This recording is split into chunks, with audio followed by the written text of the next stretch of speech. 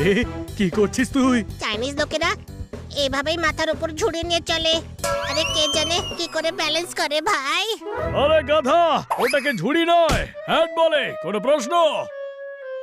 হ্যাঁ? আমার piggy bank কে ভাঙলো?